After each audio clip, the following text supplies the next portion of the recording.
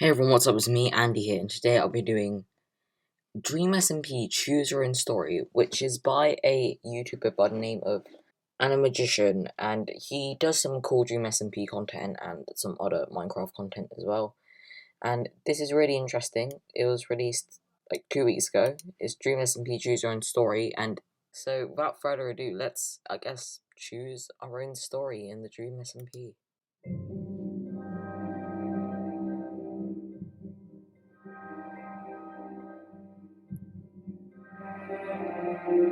You come upon the server and you're led to a main central area by a wooden path that makes you feel richer somehow.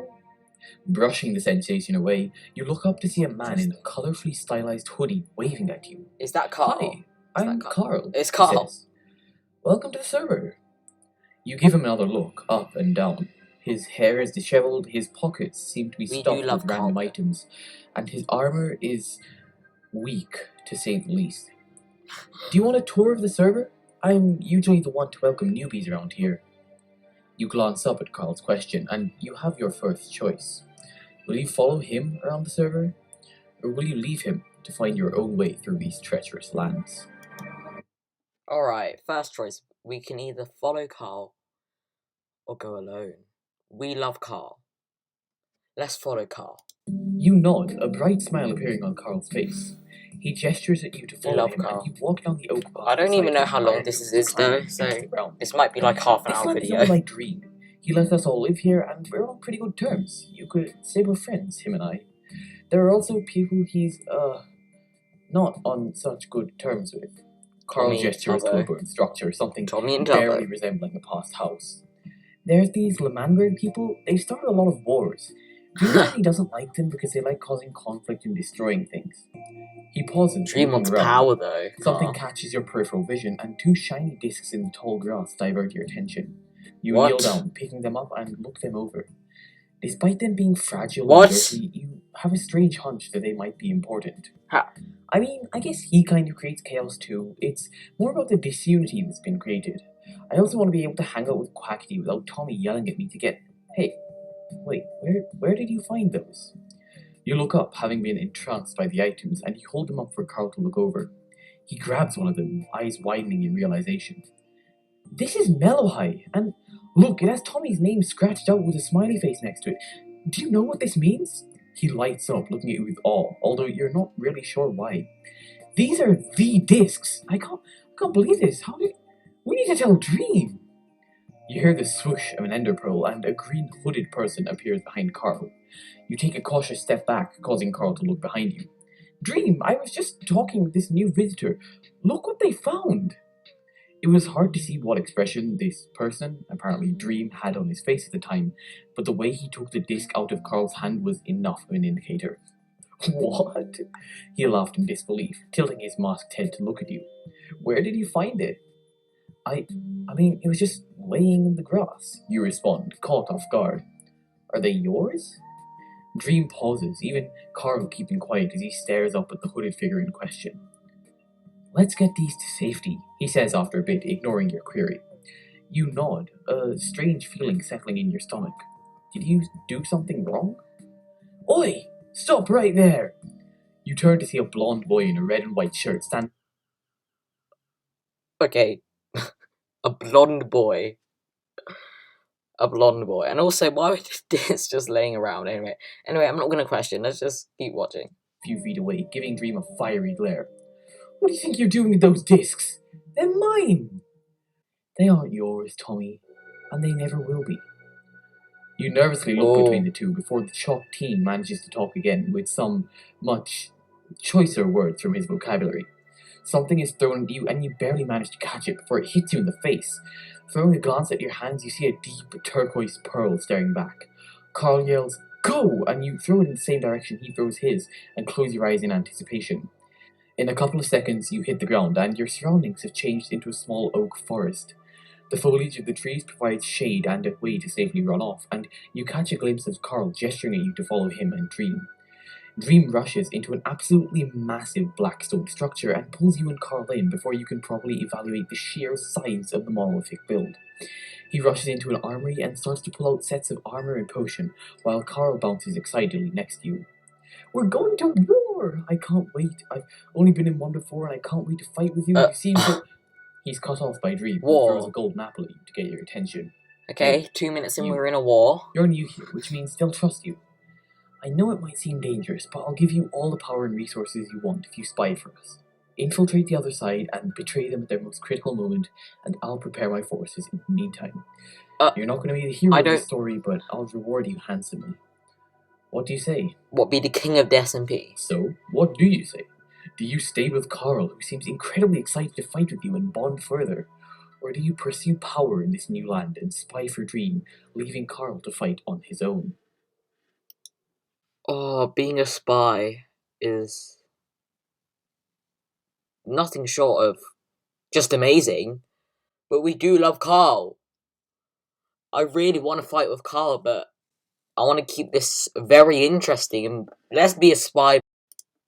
You spare Carl one last glance before taking a soft breath, fingers sliding across the cold surface. But guys, I do have a plan when I go I'll spy for to you, spy. Dream. It's our best bet to win this, right? He nods. You can't help but catch the almost devastated glance of Carl, who seems to be frozen to the ground, unsure of whether he should say something. You turn around, feeling guilt pool up inside, but he only puts on a nervous smile, glancing past you onto Dream's unchanging expression. I'll be okay. I really don't mind. You know, I've got a bit of a win streak going on, and I'd like to keep it at 100%. We'll see each other. Yes, after, yes, we will. right? Please. You nod, trying to give him an encouraging gesture, but you feel like it isn't going to help either way. Carl, inform the allies that are out of town to pick up their resources and come to the community house. You, come with me. We need to plan this out strategically. Without another word, you follow Dream into a room filled with chests, paper, and weaponry. The plan is simple, and you feel the urge to keep repeating it even as you approach the blackstone walls. It is, playing it dirty, to put it simply, sabotage, obtaining information, lying, infiltration. But there is a very high possibility these alleged criminals would do the same to you if you didn't take your chance first. Dream's given you enough time until he's prepared enough to immediately have the upper hand. All you've got to do is not screw this up. You make sure to drag your shoes through the dirt, tear your shirt up on the brambles of the forest, everything to make your story seem believable. You cast one last glance up onto the top of the walls, and then knock on the wooden gate and step back. The door is promptly opened by the kid from before. Tommy, was it? He looks you over, frowns, and begins shouting, "You absolute moron! Idiot! Why were you giving those discs? I was telling you, they were mine! What were you doing here, huh? Can you say sorry?" I'm really sorry. I didn't know what he was like. He took them and he chased me out. You stammer out and shrug. He doesn't seem to like new people too much. Tommy scans you again, still suspicious. Apology not taken, I can tell you that much. Have you got any idea? Tommy? He's cut off by a fox coming from behind, ears slightly to the left. We love Fundy as well. I'm new here, you reply, before Tommy has the chance to. I had a run-in with Reem, and it, didn't go too well. I'm looking for a place to hide. I heard some things about the country. The fox stays quiet for a moment, scanning your tattered appearance before nodding and gesturing for you to come in. Wait. So is this set as the L'Manberg War is starting and I come into the story? Interesting. Let's see what Wilbur says. He's our president and he makes these decisions. Wait, no, that's not possible because it's after when, like, Schlatt dies because Carl's... Okay, I'm confused about the story. Around here. Tommy seems like he wants to scream again, and you hurry past him into the land inside.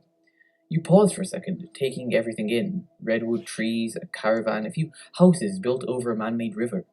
It looks just like outside, but boxed in, and it feels a bit like you're inside a big, roofless greenhouse. Except people live there, not plants. You follow the fox into one of the houses, and your gaze lands on a tall, dark-haired man in a beanie, presumably the president. Wilbur. He spins around, seemingly startled, as the fox takes a step towards him. Fundy, who have you got there? Oh, it's Fundy, yeah, it's Fundy. Someone hoping to join L'Manberg, as far as I've been told, Fundy replies. Wilbur looks you over, much like Tommy did before, and you feel a strange chill run down your spine as he intensely stares into your eyes and asks, "Are you a spy?" You feel your breath knocked out of you as you instinctively stumble backwards and furiously shake your head. No, Dream just chased me out of the forest. I'm looking for a place to stay. I swear, I mean no harm. A crow-like laugh breaks out of Wilbur and he nods. I trust you. You can stay. There's something unnatural about his smile. You utter a quiet thanks and promptly walk out of the house, your entire body overwhelmed by a cold sensation of shock. What just happened? Fundy walks out of the house just as your brain begins to catch up with the prior events, and he scratches the back of his head awkwardly. I'm sorry, I don't know what's with him lately. Do you need a tour? The only thing this one needs is a tour of the dungeons. Tommy again. I've been trying to tell you, man, we need to call a meeting. This is important. Sure it is, Tommy, Fundy says, sarcasm tainting his words. Just like all the other issues you've brought up during the past week. How about you stop bothering our new citizen and go play with Tubbo instead? Tommy pauses, eyes aflame with fury. New citizen? Are you absolutely nuts? Fundy waves him off, and the child runs away, presumably to his friend. And you left The child runs away to his friend. a heavy sigh of relief and turn back to him. You were talking about a tour? You two stroll along the walls as he explains the history of this place, Lamanberg, briefly. It's quite interesting, and you wonder whether there's a truer version of the story. There were these discs. I don't know why Tommy feels like he needs these in particular. There are definitely better ones. And Dream wants them as well, and so they, I don't know, fight for them for whatever reason. And Tommy gave them to Dream after a duel which he lost, and now he keeps trying to get them back. So the discs are Dream's? Tommy gave them to him. Fundy stays still for a moment, coming up with an answer, and he still can only stammer out something along the lines of, technically. Hey, Fundy. You catch a glimpse of a black and white character coming from the right, carrying a book in one hand and a bag of something in the other. What are you doing? Oh, hey, Ranbu. Fundy turns. Yeah, okay, Ranbu's here. But is this like Schlatt is not the president at all? Like, it was Wilbur who won. Okay. I was just giving this new joiner a tour. Would you like to join in, or are you busy? Ranbu glances down at his bag of glittering golden powder, then shakes his head. No, this can wait. Nice to meet you. I'm Ranbu. Have you been to the Lamantry yet? We are actually just heading there, Fundy explains. The Lamantry was the only original tree that wasn't burnt in the Revolutionary War. Ranbu joins your walk, stuffing the bag into the inner pocket of his suit and keeping the book in hand. We can also check out Nikki's bakery. It's just outside the walls at the docks, Ranbu suggests. You nod. Everything seems to be going to plan. You're distracting them for as long as needed. And thinking about it, these two seem to be a lot more friendly and welcoming than anyone you'd met before, maybe except for Carl. The walls that tower over you still make you feel uneasy, but it seems the people are happy here. You're unsure about the criminal hideaway thing at this point, but something still feels off. Hey, you there? Fundy pipes up, waving a hand in front of your eyes. You got lost in thought for a bit there. Oh, no, it's nothing. A meeting has been called. Everyone else is already waiting. You feel late, Tommy says from behind you with utmost contempt in his voice. Fundy rolls his eyes and Ranbu begins to hurriedly follow Tommy as he runs back towards the caravan. Sorry, he's always like this, Fundy utters, and you trail behind him into a small meeting room stuffed with people you haven't met before. They glance over to you, and some start whispering, some start asking questions, but before you can think to answer, Tommy aggressively clears his throat and yells, Order in the court! What? People quiet What? down, and he happily looks over all of them, eyes landing on you, tainting with something that seems to be supposed to scare you, but you don't flinch. The door slams open, causing everyone to jump. Wilbur stands in the doorway, eyes wide. Tommy utters a curse word under his breath, and Fundy almost stumbles over you as he runs to Wilbur, questioning him, but getting no answers for quite a long while. After a bit of nothing but choppy breathing, he finally stutters something out. Eric just came with a declaration of war from Dream.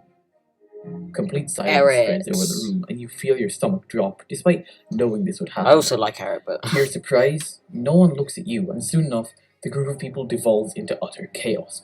People shout over each other, try to gather resources and hand out rolls to each other. Complete mayhem. Although it is what you wanted, it's not enjoyable to get caught up in the middle of it, and you wonder whether to just leave before Fundy jumps up on the table and yells, Listen up, everyone! Surprisingly, people seem to be ready to listen to the fox taking the lead while Wilbur is sitting in a chair staring blankly at the wall. Here's what we're gonna do. Dream might think he's the only one able to strategize, but that's where he underestimates us. The designated time to come to the battlefield? We're going to show up late. And he'll nuke our country if we don't show up, but we'll only bide our time, let them get their defenses low, then we strike from the back. Now go, gather up resources, and quickly. We need to be as prepared as possible for this to work, understood? The room resounds in loud agreement, and fists fly up towards the ceiling. You throw yours up as well, despite knowing this was a ruse, but you can't help but be uplifted and riled up by the sudden, passionate, and confident atmosphere in the group. As the people scatter and you exit the caravan, you hear a loud whisper come from behind you, and you turn to see Carl peeking out from behind a wide tree trunk. You glance around and discreetly sidle up to it. Hey, it's me. I was sent out on a mission too, isn't that great? He asks, as excited as he was before the fight with you, and you feel just a little better. Hi, Carl. You came here to get the information, the spy stuff. But quickly, before anyone catches us. You almost start telling him what you've heard, but then you remember the memories from earlier, and they start playing in the back of your mind. Are you sure these people deserve your betrayal? Do you tell Carl about Fundy's strategy, or do you change sides at the last moment to try and help Lamanberg win despite the obvious disadvantage? Okay, I really don't want to hurt Carl. Oh, oh no. Okay, so in the title of this says Betrayed Dream. I ain't betraying Carl because it clearly says betrayed Dream. So I'm gonna betray Dream. I'm not gonna betray Carl. Don't worry, I'm betraying Dream, not Carl, because it clearly says Dream. Viva You Le can't bring Manberg. yourself to betray the people you just began to know better. They're nothing like what you were told, and you'd rather act according to your own truth than whatever lies Dream told you. Dream They've been caught off manipulates guard me. and didn't have time to devise a proper strategy, thanks to me. They're planning to barge in, guns blazing, and try to gain an advantage with brute force. Carl nods, salutes, and rushes out the open gate. You don't waste time and run over to Fundy to get kitted out. Sporting iron armor, you refuse to waste their limited supply of diamond, as well as an infinity bow and a gold sword. Tommy seems to ignore you as he commands the army, but you stick with Ranbo in the back and follow Tommy and Fundy's orders. You flank Dream's army from the back, raining at them with arrows, gaining yourself a... What is Wilbur doing? Is he gonna blow it up? Because Wilbur's just like there. Blank expressions. So I wonder what Wilbur's doing. Or planning. advantage. You jump in front of Tommy to shield him from puns, and he looks furious that you've switched sides. Dream already knows, somehow, and he's being held back by Fundy, but you have a bad feeling that he wants to go for you, and so you move to another side of the battlefield, helping out Ranbu. Your armory manages to push back Dreams, despite the armor and weapon discrepancy. You catch a glimpse of how utterly crushed Carl looks, and you Carl! I'm sorry! Oh, Carl. No. help but feel bad for switching up on him. I do. This was the right choice. It seems like you're winning. All you need is one final push, one final strike. George's shield has vanished into thin air at the very beginning, and though he's been fighting side by side with Sapnap, one shield isn't big enough for both of them. A stray arrow from whichever side of the battlefield hits George right in the leg, and he falls with a loud shriek. Sapnap hurries to look him over, raising his shield over their heads, and then stands up. They're another fighter down. He unties the white bandana around his head and waves it in the air. "We surrender!" he announces, and you feel a strange sensation in your stomach. Is it over already? Did you really just win? Most likely not. Dream stands on the other side of the battlefield and steps back from Fundy, reluctantly lowering his weapons. You feel scared for Sapnap, but people start celebrating around you, and Wilbur takes a spare book out of his coat, bidding to write a treaty.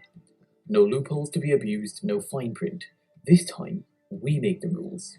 Dream scoffs, and Wilbur comes up to him and hands him a pen. He scans over the document. No fine print? No fine print, Wilbur responds. Dream signs the new Lamanberg Declaration of Independence, this time for real. You look over the battlefield. On one side, Ranbu is gesturing for you to go back into safety with him, visibly concerned. On the other, Sapnap is talking to George, trying not to look at Dream, and you feel a surge of conflicting emotion, a mix of fear and anger. Is Dream getting jealous or something? Oh, Dream. What do? Do you go and confront Dream about his actions and his lies? Or do you leave and lay low? Screw you, Dream. Oh, it might hurt Carl even more. Okay, I'll just stand up to Dream. You look away from Ranbu and come up to George and Sapnap. Dream is also walking closer, and he doesn't seem to like you too much now. You already half regret this, but make the choice to stay and take out the golden apple Dream gave you earlier and hand it to George. Here, it should help with the absorption and heal it quicker. Sapnap nods absent-mindedly and looks back at Dream as George begins to eat. You stand up, firmly standing between the three. Why did you lie about Lamanbury being a bad place? You ask Dream bluntly, immediately drawing attention to yourself from the rest of the crowd. You don't want unity. You just want everyone to do as you say. I lied. Dream dryly laughs in his speech. If anyone's a liar here, you are. I didn't lie at all. You literally betrayed us. And for what? A bunch of runaways being able to continue being a nuisance to everyone?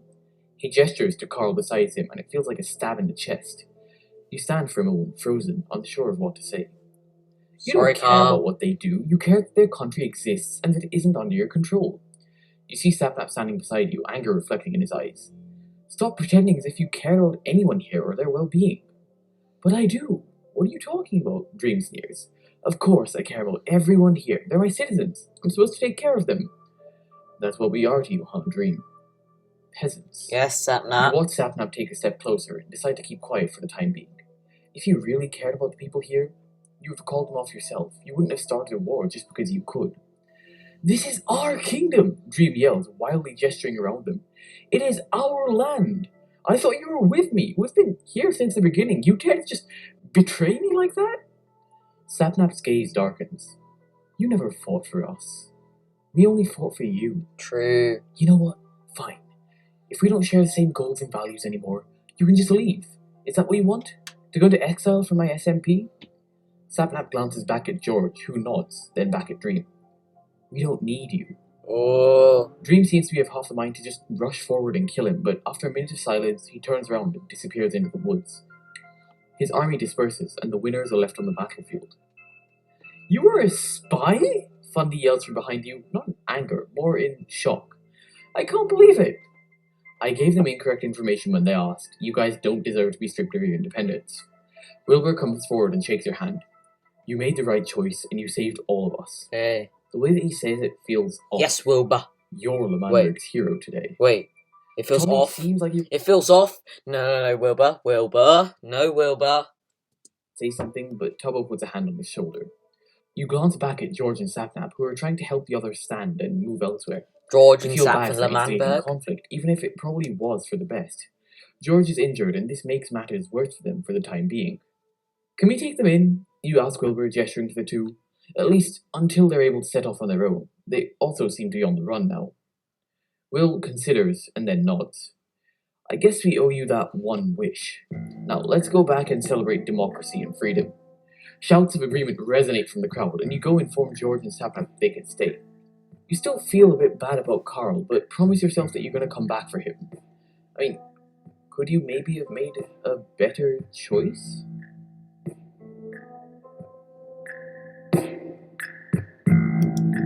You've got Sapnap. He's one of the original members of the server, fairly neutral and not holding much alliance to his side. He only picks his cause based on people he cares about and on his own judgment. You are stubbornly loyal to your trusted friends, but you are willing to cut ties with them based on their actions. You're hot-headed, fairly chaotic, refusing to back down from a challenge. However, this is mostly a cover-up for the fact that you are very confident in social situations. I'm not. You also enjoy joking around and being reckless, I kind of do, which might end up in creating unneeded conflict. You find facing problems head-on and, with words, the best solution to this. And when you realise you've made a mistake, you make an effort to make amends, whoever you might have wronged. So, I'm apparently Sapnap. So this is more who are you, with a proper story. And I'm Sapnap, apparently. Well, that's it for today's video. I'll put a link in the description to Animagician and the actual Dream SMP Choose Your Own Story. Comment down below, what did you get when you chose your own story? Thank you guys ever so much for watching. Leave a like, subscribe. I'll see you guys again soon. Thanks for watching. Goodbye.